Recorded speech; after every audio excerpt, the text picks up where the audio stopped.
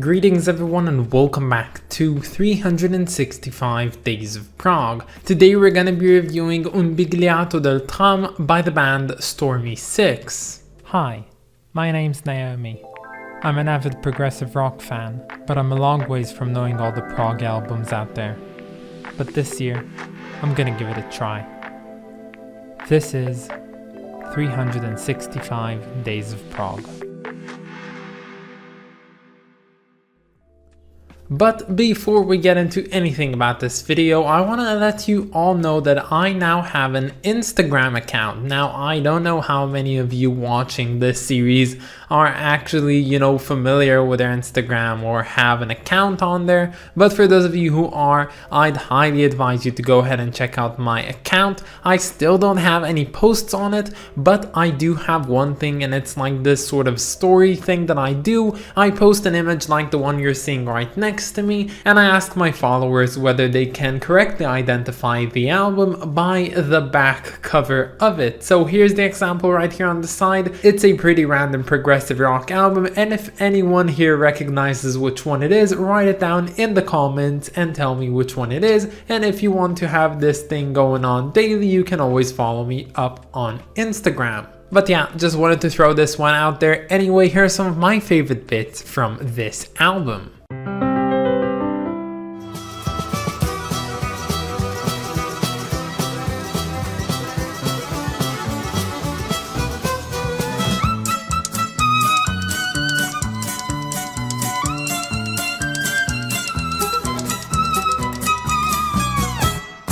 So welcome everyone to episode 174 of 365 Days of Prog, and today we're gonna be reviewing Un biglietto del tram by the band Stormy Six. Now, for those of you who are a bit aware of other languages, you'd know that this one is an Italian album, making it an Italian prog album. But unlike bands like PFM or Banco del Mutuo Soccorso or New Trolls or Maxophone, these guys actually don't fall into the subcategory of Italian prog, and they actually are considered to be what's known as rock in opposition. Now, for the remainder of this video, I'm not gonna say rock in opposition every time. I'm just gonna use the abbreviation RIO as to make things simpler for all of us. Now, RIO usually goes alongside another subgenre of prog, and that's usually avant prog. Now, avant prog just means progressive music with avant-garde elements into it, and while almost all RIO bands and albums are avant prog, you cannot say the same the other way around. You see, technically when speaking of RIO, there are only a handful of bands which are really the original founders of the genre, which are actually included as being the original RIO bands. That is to say, from then on, from the 70s, when this movement was conceived, we've seen a lot of bands considered to be RIO, but these guys, they have the elements of rock in opposition despite not being from the original assembly of it. As well, we have an artist like Frank Zappa, which a lot of his work is also considered to be RIO, in spite of the fact that he actually came a whole lot before this movement was actually created. But to simplify things, RIO can be divided into two subcategories or sub-classifications, and that's the ideology and the music. Usually when we talk about RIO and its original founders, we talk about a group of left-leaning people which portray their own political ideas in their music, and the sound that comes off from it is usually a signature sound that can be found in various other bands which might not be actual left-leaning bands. Now, when talking about the original creators of RIO, we have 5 essential bands which together started this movement, those being Henry Cow, Universe Zero, Etron Le Blanc, Stormy Six, and Sam La Mama's Mana, each one representing their own unique European country. Now, the reason they actually formed together to create their own sound is because they claimed that the record companies didn't want to have their own views shown in music, and thus they didn't want to sign them.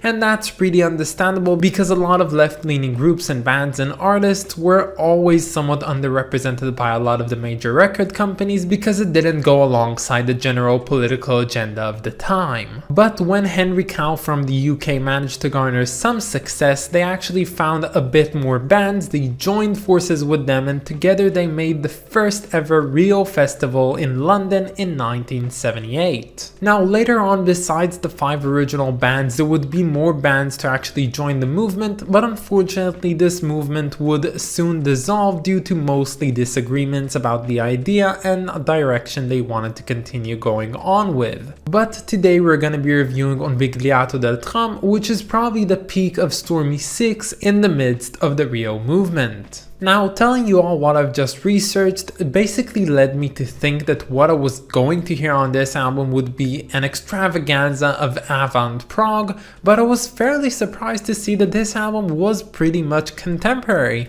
and now I really get the idea. The slogan of the Rio movement in their festival was the music that the record companies don't want you to hear, and that's exactly the idea. It's not that the music is too complex in order to find its way to popular media, it's because the ideas portrayed in the music are too leftist and nobody wants to produce that. But other than that, this album is pretty contemporary. But if there is one thing that really isn't contemporary about this album in particular, it's the array of instruments found on this album. Now, there are not a lot of different instruments found on this album, and most of the band play most of the instruments interchangeably, but we do get a very small amount of instruments which are pretty unique. So of course you have the usual drums, bass, and acoustic guitar, and you actually don't have an electric guitar in this album. But then you have the recorder, the flute, the violin, and 3 stringed instruments which all fall under the same group, which are the mandolin, the mandola, and the balalaika. It's so fun to say it. Balalaika, balalaika, balalaika. Now, not including any keyboards on this album and having very heavy usage of these traditional Italian instruments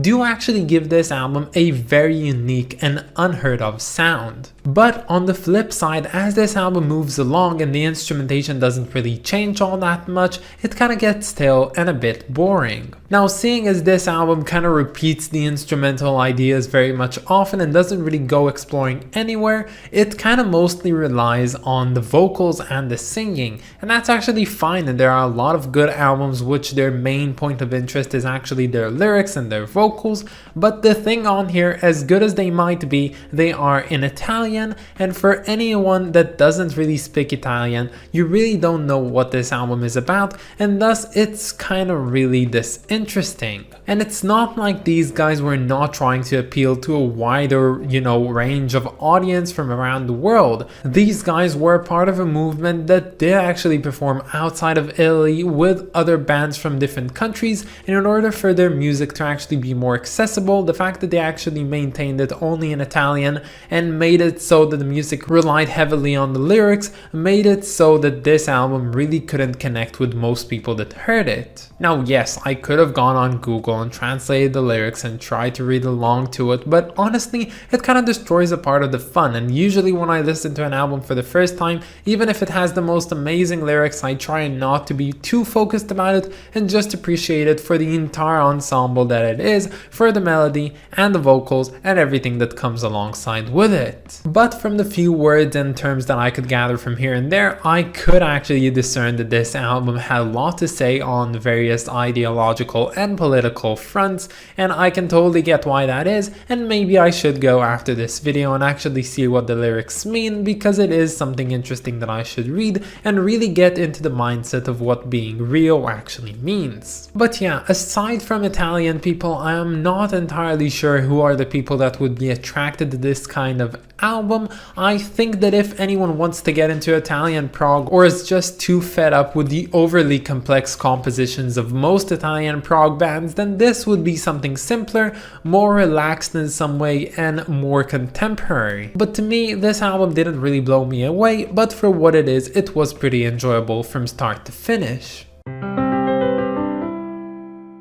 So there are aspects of this cover that I like and dislike, so for the sake of positivity, let's actually start off with the negatives. So firstly, the text. There's a lot of things that I don't like it. I don't like the font being used. I don't like the stroke that is, around it. I don't like the fact that you can actually see the drawing like through the text. I don't like the orange color of it. I think that it's just really mismatched with this entire cover. Secondly, I really don't see why they had to use the border around this cover. Again, it's a very thick border. It really takes your attention from the middle painting, you know, the middle sketch in the middle. And I don't really know why they did it. It doesn't please me in any single way. And they could have just stuck with the drawing being on the entire cover itself. But when it comes down to the positives, the drawing is definitely the big positive. Yes, this drawing can be overwhelming in some way. It has a lot of moving lines and, you know, changes of light and, you know, various different things that look like a mess. But the lovely thing about it is if you just move back a little and look at it, you'll quickly see what it's all about and you'll see the bigger picture of it, which is just what I can only assume being a tram full of people, as the title of this album implies. And if you ask me, this is a lovely drawing by itself and it should have been used solely as the cover for this album. Just leave the border, leave the text, just have this drawing all over the cover. It's gonna be amazing. I think that's the best way it could look like, and honestly I'm quite displeased to see what they did to a lovely drawing like this and how they managed to take it down by a few steps by adding this really hideous text and also the border, which really takes the show and not in good terms. So this album, it isn't bad, but it's not too interesting as well, and I think it's getting a very simple rating of 7 out of 10. But that's about it, guys. I hope that you enjoyed this video and stay tuned for tomorrow because we're going to be listening to First Utterance by the band Comus. I am looking forward to getting to listen to this one. This is an album that I've been looking forward for a while now. I've said 4 like 3 times in a row. Does that make any sense? 444?